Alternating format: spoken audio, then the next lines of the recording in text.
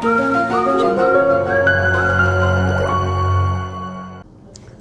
আলাইকুম দর্শক, আশা করি সবাই ভালো আছেন। এইচপিসি ম্যানিপুলেশন থেরাপির পক্ষ থেকে সবাইকে জানাচ্ছি শুভেচ্ছা এবং অভিনন্দন। দর্শক, আজকে আমরা যে বিষয় নিয়ে কথা বলবো, এই বিষয়টা অনেকেই খুব সিরিয়াসলি ভুগে থাকেন, বছরের পর বছর, মাসের পর মাস, দিনের পর দিন। তো আলটিমেটলি যে জিনিসটা হয় সেটা হলো ঘাড়ের ব্যথা। কিভাবে হঠাৎ করে ঘুম থেকে উঠেছেন, তখন দেখেন যে ঘাড় নাড়তে পারতেছেন না, বা সাধারণত রেস্টের পরে আপনার ঘাড় ব্যথাটা হয়। এই বিশ্রামের সাথে মানে ঘাড় ব্যথার যে সম্পর্ক, সেটা খুব একটু জানা দরকার। দর্শক, প্রথমেই বলি, যাদের ব্যথা রেস্টের কারণে বেশি হয় বা ঘুম থেকে উঠলে বেশি হয়, ঘুম থেকে তো কেন হয় ব্যাপারটা বা কাদের বেশি হয়, সেটা নিয়ে আলোচনা করি। দর্শক, প্রথমে আমরা আলোচনা করি ব্যথাটা কাদের বেশি হয়। বাচ্চাদের, তারপরে মিডিল এজ যারা আছে তাদের, আবার বয়স্ক যারা তাদের। সাধারণত সবার একটাই কমপ্লেন থাকে যে ঘাড় নাড়াইতে পারে না, এবং কি হয়, ব্যথা করে এবং বলে ঘাড়টা লক হয়ে গেছে। বাচ্চাদের ক্ষেত্রে যেটা হয় যে বাচ্চারা যখন খেলতে যায়, অথবা মানে স্কুলে যখন খেলে, যখন বা বিভিন্ন কাজে, অথবা মোবাইল যখন গেমস ইউজ করে, সেটা অনেক সময় আছে বাচ্চা শুয়ে শুয়ে উপর হয়ে করে, তখন সেটা ঘাড়টা তখন বাঁকা করে তারা কাজটা করে। আমাদের কাছে অনেক রুগী আসে, বাচ্চারা মার বাবার কাছে বলে না যদি স্কুলে আঘাত পায় বা পড়ে যায়, তো হঠাৎ করে দেখা গেছে যে একদিন পরে তার ঘাড়টা বাঁকা লাগতেছে এরকম। তার মানে এটাকে আমরা বলি রাইনেক বলে, ঠিক আছে, বা অনেক সময় আমরা এটাকে বলি ট্রটিকোলিসও বলা হয়। তো এই যে ব্যাপারটা যে থাকে, তখন আমরা রাইনেকটা এভাবে থাকে, সাধারণত বাচ্চারা এরকম করে তারা হাঁটে এরকম করে।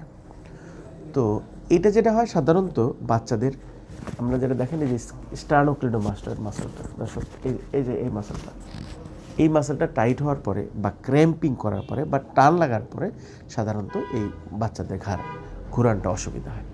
মিডিলে যারা আছে, মিডিল বলতে আমরা এরকম বুঝি, বা ইয়ং যারা আছে, ম্যাক্সিমাম কিন্তু মোবাইল ব্যবহারের জন্য একটা, আর তাছাড়া তারা যে রাতে ঘুমায়, তাদের ঘুমানোর কোনো পজিশন খুব মানে ডিসিপ্লিনেশন না, উপরে শুয়ে থাকে ম্যাক্সিমাম মানে রুগী বা মানুষ যারা, দর্শক শুনে নেন, যারা উপর হয়ে ঘুমান, তারা উপর হয়ে রুগী যারা ঘুমায় তাদের কিন্তু এটা কমন থাকে, একেবারেই কমন, যে উপর হয়ে ঘুমান কিন্তু ঘাড় ব্যথা রোগীদের জন্য একেবারেই নিষিদ্ধ, বিশেষ করে সাধারণ মানুষের জন্যই।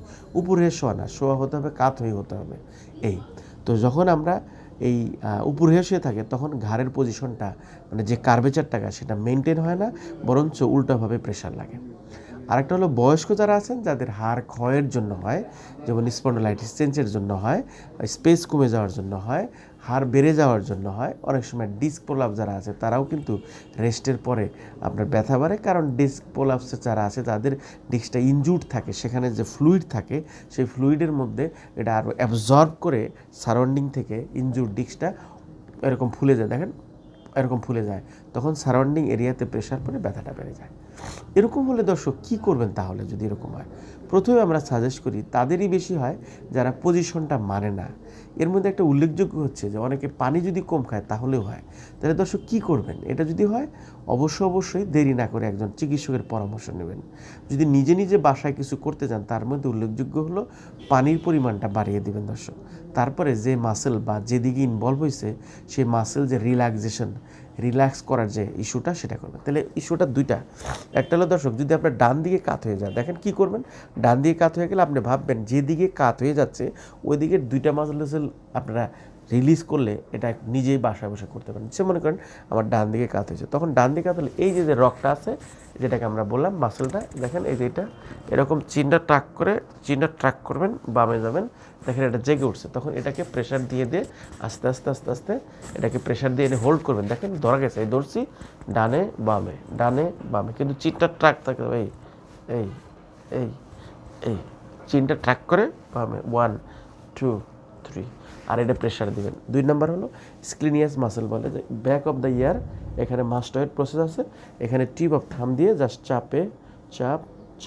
চাপ দিবেন, এবং সাথে এই সাইড যেটা আছে দেখেন এই সাইডটা এখান থেকে এরকম করে প্রেশার দেবেন। তো আলটিমেটলি যেটা হয়, এই দুইটা এক্সারসাইজ যদি করেন, আমি আশা করি ভালো থাকবেন। আর একটা খুব সিম্পল টিপস, যে গরম একটা বোতলে পানি নেবেন, নিয়ে ওটা তোয়াল দিয়ে বা গামছা দিয়ে পেঁচাবেন, যেদিকে হয়, যেমন আমি আমার এইটা দিয়ে বুঝিয়ে দিচ্ছি, যদি মনে করেন এটা একটা টিস্যু দ্যাট একটা টাওয়ালের মতো করে এরকম পেঁচে সহ্যের মধ্যে গরম পানিতে এরকম রাখবেন, রেখে দেখেন এই যে এরকম করে যেদিকে প্রবলেম, যেদিকে ব্যথা টুয়ার্ডস, যেদিকে বাঁকা হয়ে গেছে, এটা দিয়ে অথবা ধরে রাখবেন একটা, এরকম করে ধরে রাখবেন, সকালে 20 মিনিট, একটু পর পর ছেড়ে দিবেন, আবার দুপুরে 20 মিনিট বা রাতে 2 বেলা নিলেই হবে। ডানটা এরকম ঘুরতে হবে। ওকে দর্শক, আশা করি সকালে ঘুম থেকে পরে হঠাৎ ব্যথা নিজেই ম্যানেজ করতে পারবেন। দর্শক, আপনারা খুব শুনে খুশি হবেন যে আমাদের 087773322 এই নাম্বারে হোয়াটসঅ্যাপ এবং ইমো খোলা আছে, এখানে সরাসরি আপনারা লিখতে পারেন, আমরা সরাসরি উত্তর দিয়ে দিই। আর 2 নাম্বার হচ্ছে যে আমরা, আর এর চেয়ে আরও ভালো খবর হলো এএসপিসি একটা অ্যাপস করেছে, এএসপিসি ম্যানিপুলেশন থেরাপি। এই অ্যাপসে আপনি গুগল প্লে স্টোর থেকে ডাউনলোড করে সরাসরি আপনার মেনু বার থেকে আপনার প্রবলেম অনুসারে সবগুলো ভিডিও দেওয়া আছে, আপনি রেগুলার করেন, আশা করি ভালো থাকবেন। দর্শক, আপনার সুস্বাস্থ্য কামনা করি। আসসালামু আলাইকুম।